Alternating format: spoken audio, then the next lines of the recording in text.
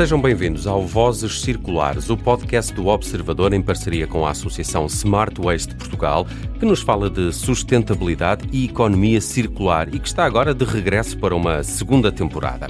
O tema de hoje é Inovação de Base Natural, das ideias à ação, um episódio que conta com o apoio da NBI, Natural Business Intelligence.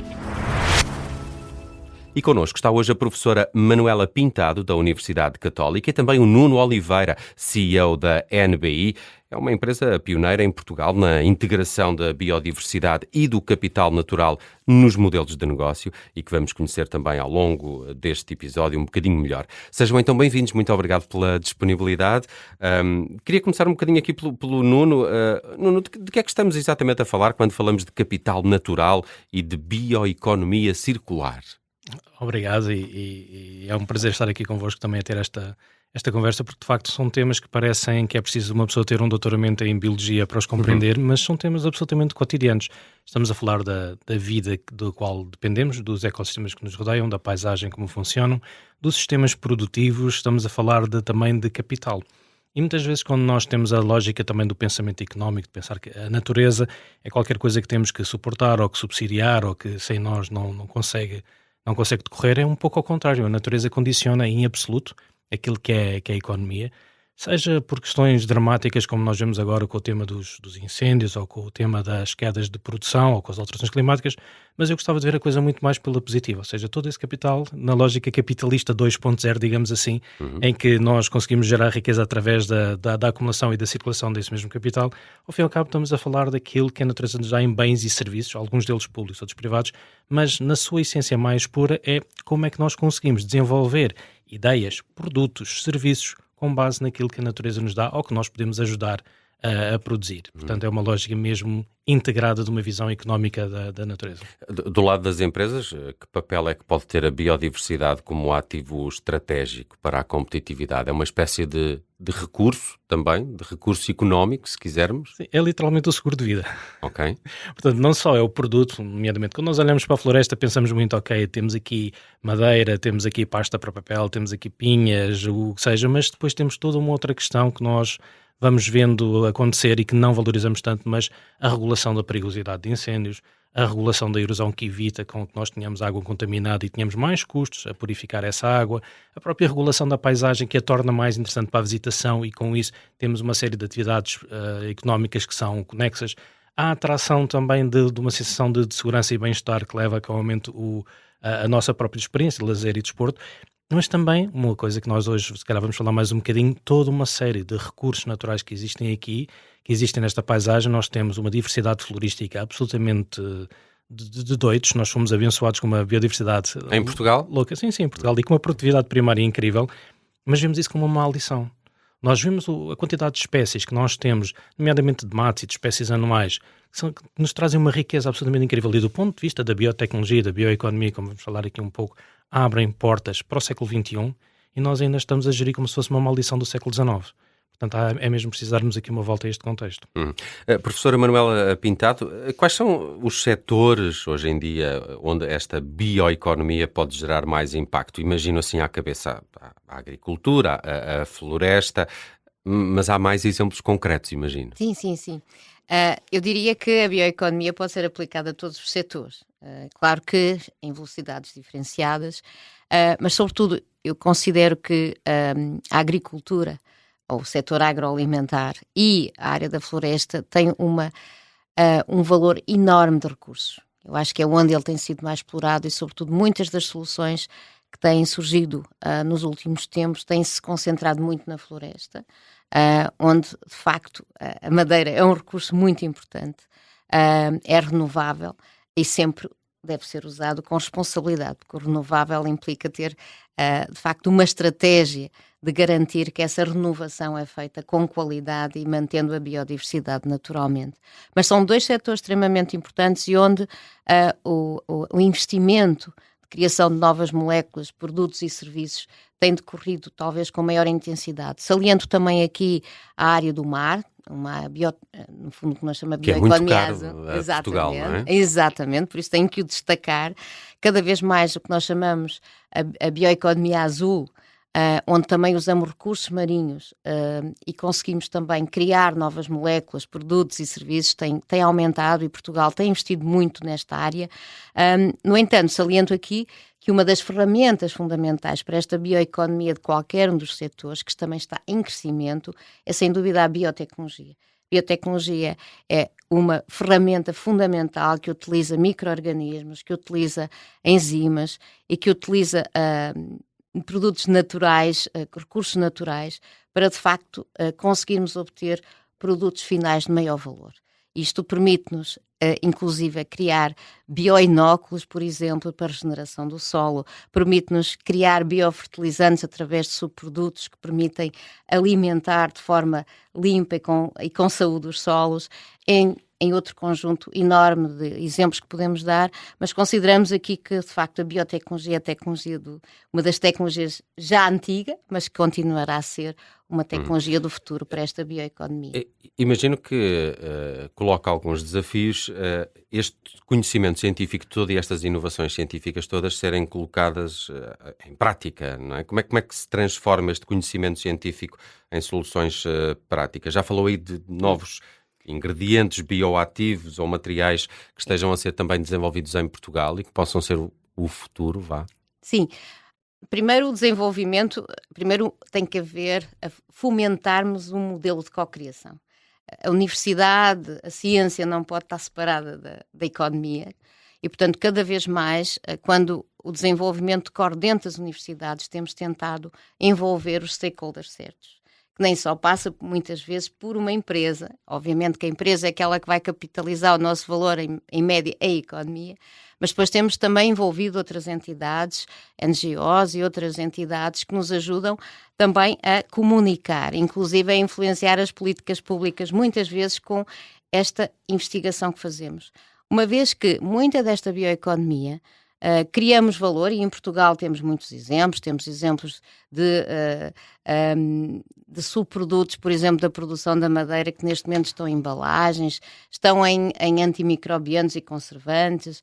Portanto, já há exemplos claros em Portugal em desenvolvimento, ou mesmo, por exemplo, no nosso centro de investigação, muito trabalho em reutilização da água, remoção de poluentes e produção de biopolímeros para incorporar bioinóculos. Portanto, nós, em particular, no trabalho de valorização de perdas de matos que não são utilizados e que podem também ter aqui um papel importante no controle e evitar os incêndios, em produção de moléculas de alto valor, como a lignina, que pode ser usada até como um agente biopesticida. Portanto, há, de facto, neste momento, um potencial. Qual é o ponto mais crítico? É conseguirmos, para cada um destes modelos, encontrar o modelo de negócio certo. Porque muitas vezes a investigação, quando não está analisada do ponto de vista do impacto que ela vai ter, ambiental também, e económico, não conseguimos aplicá-la da forma certa. Portanto, aqui cada vez mais estas equipas multidisciplinares que trazem este conhecimento da economia, do ambiente, da sociedade, inclusive, e também toda a inovação, são fundamentais para garantir que chegamos ao final e temos um impacto verdadeiro na economia, no ambiente e na nossa sociedade. Nuno, há de facto aqui desafios e barreiras para passar da investigação ao mercado. Aí a NBI pode ter uma palavra a dizer, mas quais são estes desafios? É regulamentação? É financiamento? Há aqui também uma questão do consumidor, cultural. Quais são essas barreiras? São ambas as coisas simultaneamente ao mesmo tempo. Tudo em todo lado ao mesmo tempo. Exatamente. com mais um ponto que pode ser bastante crítico, que é... Na física fala-se muito em questão da energia potencial e energia cinética. Energia potencial é quando algo pode acontecer, energia cinética é quando algo está a decorrer. E nós falamos muitas vezes, usamos a palavra potencial. O potencial está ali, mas se o potencial não tiver um nudge, não tiver um empurrãozinho, não anda, não mexe. E muitas vezes o que acontece é precisamente isso. Nós temos as ideias, a academia faz um trabalho incrível, mas nós, enquanto sociedade, somos um bocadinho hesitantes em como investir. E quando pensamos em investir, pensamos logo como é que eu rapidamente vou recuperar o meu investimento. E há aqui alguns produtos que são de criação lenta. O que é engraçado que o país que é o maior produtor mundial de cortiça tem dificuldade em perceber o que é criação lenta de valor, de alto valor acrescentado. Não deixa de ser curioso. E aquilo que nós vemos aqui na sociedade é estamos muito dependentes que haja o tal nudge, o tal empurrão por parte do Estado. O que é interessante, mas não é obrigatoriamente positivo, porque significa que não temos a capacidade de gerar capitais próprios para investir. Muito por falta desta capacidade digamos assim, de acreditar que vale a pena e de querer ter resultados muito, muito rápidos e ver alguma falta de capacidade de domesticar a ansiedade dos próprios mercados. Mas a verdade é que este caminho faz caminhando, e quando vemos que há empresas, entidades que conseguem dar os primeiros passos, e temos vários bons exemplos de transferência de tecnologia entre a academia e entre as empresas. Nós, em plena pandemia, tivemos a oportunidade de trabalhar com uma outra empresa a desenvolver um projeto chamado BioBlock Covid. O BioBlock Covid, basicamente, fomos à procura de plantas silvestres da nossa flora e tentar perceber se tinham componentes interessantes, coisas como terpenos e outros componentes que para ali estão, super interessantes, nas plantas silvestres, que não existem muitas vezes nas plantas cultivadas, porque pelos vistos é preciso ter um bocadinho de stress para produzir certos componentes. Se as plantas estiverem muito bem acomodadas, não produzem os componentes de alto valor acrescentado. É curioso, não é? A natureza é como o leite com chocolate, funciona melhor depois da banada. Não é? Portanto, estas coisas são bastante curiosas. E esse projeto abriu-nos uma série de portas e de perspectivas que são super interessantes também para as pessoas com quem trabalhamos, nomeadamente produtores agrícolas e proprietários rurais. Porque muitas vezes nós temos áreas que não são propriamente com grande aptidão agrícola ou aptidão florestal, mas podem ter aptidão para outras coisas, nomeadamente a produção destas plantas silvestres, dos matos e por aí fora. Neste momento temos um bocadinho aqui uma queda para tentar perceber que se o carbono, se os créditos de carbono é que vão salvar toda a gente, eu tenho muitas dúvidas. Para não dizer algumas certezas que não é tanto por aí, mas acredito muito que se nós acreditarmos na natureza podemos ter outcomes, podemos ter esses resultados. E parte desses outcomes vão precisamente pelo potencial que existe da parte de bioeconomia de toda essa diversidade florística. Deixo só esta indicação muito simples. Nós perdemos agora, tragicamente, 250 mil hectares de áreas de floresta, matos, do mosaico rural.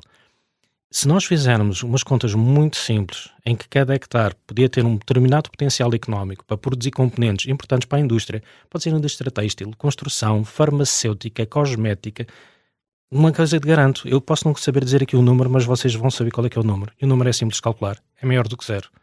É muito maior do que zero. Portanto, aquilo que nós perdemos com perda de 250 mil hectares foi muito maior do que zero. Se isso não aparecer nas nossas contas, nós vamos mais uma vez pensar que isto só lá vai se tivermos dinheiro público para recuperar. Quer dizer, nós somos um país que anda sempre aqui com a manta curta em termos do dinheiro público. E é preciso pensar também que o dinheiro público é excelente se também conseguir alavancar a iniciativa privada e se a própria iniciativa privada acreditar que há caminho para fazer neste sentido.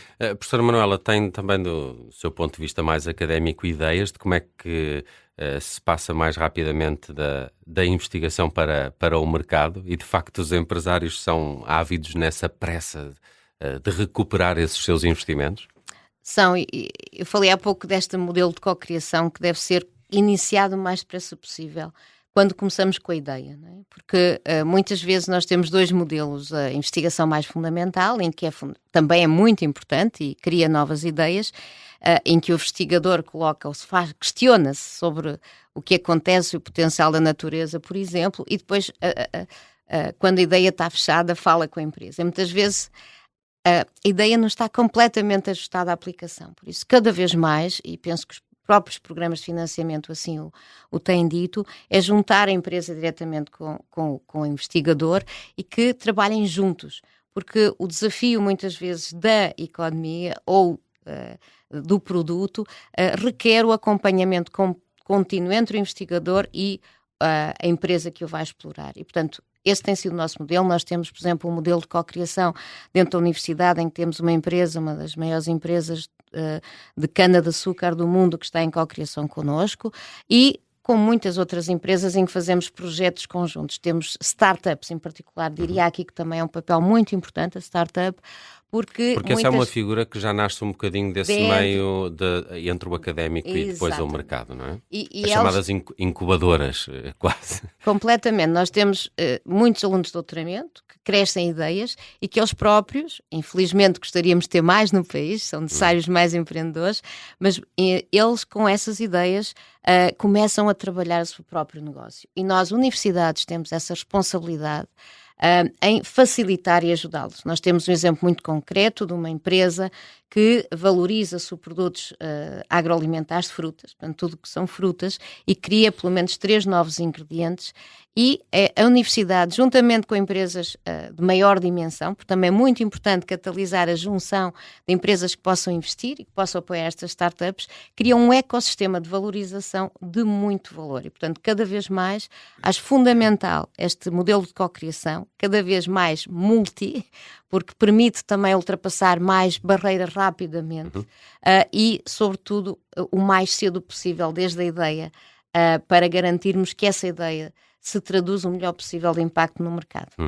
Nuno, Portugal pode mesmo tornar-se nesse tal país laboratório para uma aposta nessa diversidade biológica e investigação de ponta. Isto para lhe perguntar em que ponto é que estamos ou quem são os nossos maiores concorrentes. Há países que estão bem à nossa frente nesta matéria e o que é que teremos que fazer para chegar mais perto dessa realidade? Trabalho de casa, aquilo que aprendemos na escola, não é? Eu queria salientar o que a professora Manuela estava a dizer, não é? A minha base é da biologia, da ecologia, e há uma palavra que é fantástica, que é a simbiose, não é? Cocriação não é mais do que a simbiose. E a diferença entre simbiose e cooperação é que cooperação são quando 2 organismos tentam resolver um problema, simbiose é quando 2 organismos diferentes criam uma coisa nova, criam uma terceira entidade. E nós muitas vezes temos que olhar para isto precisamente nesse sentido. E entender que Portugal tem não só um capital natural incrível, como um capital social e um capital intelectual e um capital até emocional bastante interessante. Nós somos um país que está habituado historicamente a enfrentar desafios gigantes. Nós termos atravessado o mar para chegar ao outro lado do mundo era porque do outro lado estava a Espanha, não dava muito jeito de invadir aquilo que era complicado. Portanto, nós sabíamos tomar decisões difíceis. Nós sabíamos tomar decisões difíceis e, felizmente, construímos uma relação sólida e uma relação bastante cooperante com a Espanha para o nosso bem e para o bem de todos. Mas se Portugal realmente tem um bocadinho de fatalismo, não é? Nós somos o país do fatalismo, tentamos sempre ver o copo meio vazio, há quem tente ver o copo meio cheio, outros países bebem o que lá está enquanto os outros discutem. É isso que está a acontecer. Por exemplo, nós temos países, neste caso, dos mais avançados, como a Finlândia, que tem toda uma área de desenvolvimento de economia circular e de bioeconomia a prosperar, e a Finlândia tem áreas rurais, e é um clima bastante diferente do nosso, mas então vamos ver o que é que está a passar na Catalunha também, o que é que está a ser feito nessa região, o que é que está a ser feito em Itália, o que é que está a ser feito no sul de França. E realmente o que vemos é que muitas vezes aquilo que é a verdadeira semente da inovação é a vontade. E nós, não nos falta vontade, mas falta depois a capacidade de tornar essa vontade real. E aqui o que eu queria destacar, muito simplesmente só dois aspectos que para mim são os mais críticos. Nós, enquanto sociedade, temos que olhar para o país real que temos, e o país real ainda por cima tem ilhas e ilhas fascinantes, e a quantidade de recursos que existem aí que podem gerar benefícios para as comunidades locais é insana. Qualquer número que eu dissesse é um número imaginário. Volto a dizer, é maior do que zero. É muito maior do que zero. E depois temos uma outra questão que às vezes nós temos um complicómetro que eu não sei explicar, que é, por exemplo, nós temos problemas gravíssimos com espécies exóticas invasoras. Nas espécies de plantas exóticas invasoras, como esta erva das plumas, as canas, as acácias, por aí fora. E depois temos uma legislação que não nos permite utilizar essas plantas para produzir nada. Ou seja, e depois temos aquela célebre frase do futebol que é até os comemos, não é? Mas depois não comemos aquilo que podemos fazer com as exóticas invasoras. Portanto, do ponto de vista, volto a dizer, quer do ponto de vista alimentar, quer do ponto de vista da construção, inovação, existe tanta coisa que pode ser feita. E a única coisa que temos de pensar é, nós precisamos de dinheiro para fazer o controle de invasoras, a remoção daquelas plantas. Vamos pensar ao contrário. Como é que nós podemos gerar rendimentos para as comunidades locais, desde suportar pequenos negócios até ter as grandes empresas no terreno também. A universidade é o parceiro-chave para a simbiose poder acontecer, mas temos que ter este espírito empreendedor também de desbloquear aqui algumas barreiras, baixar um bocadinho o complicómetro e acreditar que é possível. Parece-me uma ótima ideia também para fecharmos este episódio de Vozes Circulares. Contou com o CEO da NBI, o Nuno Oliveira, e também com a professora Manuela Pintado, da Universidade Católica. Está de regresso então o Vozes Circulares para esta segunda temporada. É um podcast do Observador em parceria com a Associação Smart Waste Portugal, e neste episódio contamos com o apoio da NBI. Junte-se a nós no próximo programa e continue a saber tudo sobre sustentabilidade e economia circular.